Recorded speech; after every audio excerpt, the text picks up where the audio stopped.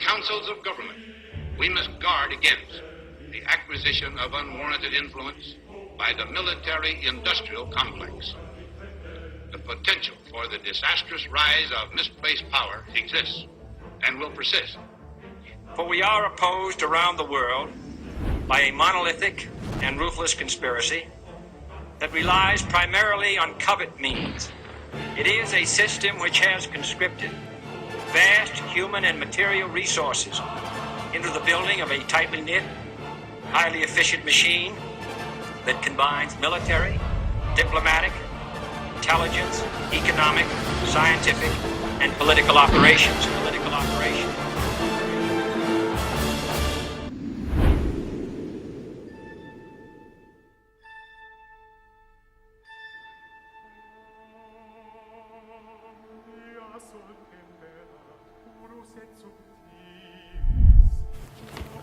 So we have a special envoy today. I didn't know there were any guests at the retreat. All right. No one is to know about this. This guy's dad was a pain in the ass back in the Cesar Chavez days. Now it's the kid's turn.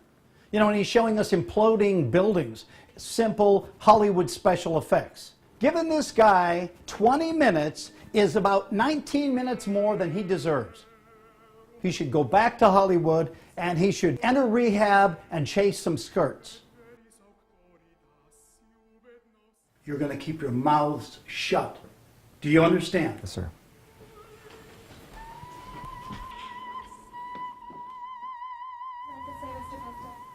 Charlie. Good afternoon, Mr. President. Thank you so much for taking time out of your demanding schedule, sir. Well, the nature of your request seemed like something I should carve a few minutes out for. Thank you, sir. All right. Yeah? Oh, of course. Please.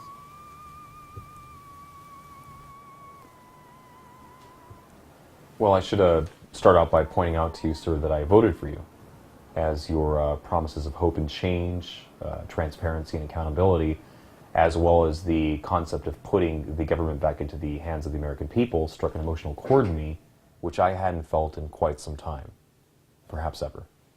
Well, I appreciate that, Charlie. Big fan of the show, by the way. We just experienced our first 9/11 anniversary with you as Commander-in-Chief. Yes, a very solemn day for our nation. Now, am I to understand, sir, that you fully support and endorse the findings of the Commission report, otherwise known as the official story? Do I have any reason not to? Are you aware, Mr. President, of the recent stunning revelations that 60% of the 9/11 commissioners have publicly stated that the government agreed not to tell the truth about 9/11, and that the Pentagon was engaged in deliberate deception about the response to the attack? I am aware of certain infighting during the course of a very thorough, long investigative process. Mr. President, it's hard to label this type of friction as infighting or make the leap to thorough when the evidence I insist that you examine is statement of fact. If you'll notice, Mr. President, on page 1 of the dossier, dated August of '06 from the Washington Post, the statements of John Farmer, who is the former senior counsel to the 9/11 commissions. His statement, I was shocked how different the truth was from the way it was described, as well as the statements of Commissioner Max Cleland, an ex-senator from Georgia, who resigned stating, "It is a national scandal. This investigation is now compromised, but this White House wants to cover it up." Mistakes were clearly made, but we as a people and a country have to move on. Sir, how can we focus on the future when the Commission itself is on record stating that they still do not know the truth about 9/11, and in fact it has been the pretext for the systematic dismantling of our Constitution and the Bill of Rights? Sir, with all due respect, your administration is reading from the exact same playbook as the Bush administration. And I'm telling you that we must move forward. We must endure these dangerous and challenging years ahead of us. I don't believe we can move forward. Does it not bother you, Mr. President, that it only took 5 hours for Donald Rumsfeld to recommend a full-scale offensive on Iraq? No, I'm not aware of that claim. Well, sir, I have the proof, Mr. President, along with scores of documents and facts that I'd like you to look at here. All right. Sure did come prepared, Charlie. Sir, I'd like to direct your attention to the stack of documents in the folder I just handed you. The first in the top is entitled Operation Northwoods.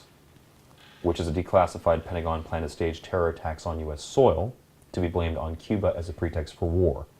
And of course, the most famous, the Gulf of Tonkin incident here. We're in a place where we as a people in the country have to move on. It's all ancient history. Well, fair enough, sir. Then let's talk about recent history. The next document in your folder was published by PNAC, and it's entitled Rebuilding America's Defenses, and was written by Dick Cheney and Jeb Bush. And to quote from the document, sir, "The process of transformation, even if it brings revolutionary change, is likely to be a long one, absent some catastrophic and catalyzing event like a new Pearl Harbor." Your thoughts on this statement, Mr. President? In matters of national defense, all scenarios must be carefully considered. But in this case, I have to tell you that the families and yourself have to understand that we're doing everything we can to protect you. Mr. President, I realize that we're on very short time here, so please allow me to run down a list of bullet points that might illuminate some reasons why we don't embrace the warm hug of federal protection. Of course, fire away. You've come this far.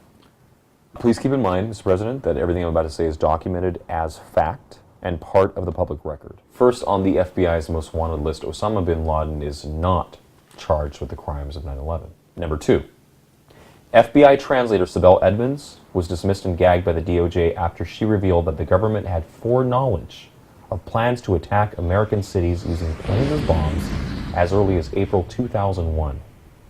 In July of 2009, Mrs. Edmonds broke the federal gag order and went public to reveal that Osama bin Laden, Al-Qaeda, and the Taliban were all working for and with the CIA up until the day of 9/11. Number 3. The following is a quote from Mayor Giuliani during an interview on 9/11 with Peter Jennings for ABC News. "We were told that the World Trade Center was going to collapse, and it did collapse before we could actually get out of the building. So we were trapped in the building for 10, 15 minutes, and finally found an exit and got out, walked north, and took a lot of people with us." Who told them this? Number 4, in April 2004, USA Today reported, in the 2 years before the September 11 attacks, the North American Aerospace Defense Command conducted exercises simulating hijacked airliners used as weapons to crash into targets and cause mass casualties. Article number 5, World Trade Center Building number 7. A 47-story building that was not struck by anything, yet still managed to collapse. Number 6. Scores of mainstream news outlets reported that the FBI conducted an investigation of at least 5 of the 9/11 hijackers being trained at U.S. military flight schools. Number 7. Hundreds of eyewitnesses, including first responders, fire captains, news reporters, and police, all described hearing multiple explosions in both towers before and during the collapse. Number 8. An astounding video uncovered from the archives shows BBC News correspondent Jane Stanley reporting on the collapse of World Trade Center Building number 7 over 20 minutes before it actually collapsed at 5:20 p.m. on the afternoon of 9/11. Number 9. The following is a quote attributed to Dick Cheney, which came to light during the 9/11 Commission hearings. The passage is taken from testimony given by then Secretary of Transportation Norman Mineta. "During the time that the airplane was coming into the Pentagon, there was a young man who would come in and say to the Vice President, 'The plane is 50 miles out. The plane is 30 miles out.' And when it got down to, 'The plane is 10 miles out,' the young man also said to the Vice President, 'Do the orders still stand?' And the Vice President turned and whipped his neck around and said, 'Of course the orders still stand. Have you heard anything to the contrary?' Are we to take it that the orders were to let the plane find its target?" And finally, Mr. President, number 10. On April 29th, 2004, President Bush and Vice President Cheney would only meet with the Commission under specific clandestine conditions. They insisted on testifying together and not under oath, and to this date, nothing they spoke of that day exists in the public domain. Mr. President, that's all the time we have for Hollywood today. Thank you. Well, Charlie, I can't say this has been interesting. Mr. President, you're on the right side of history. I am on the right side. Thank you very much. My aides and I will be in touch.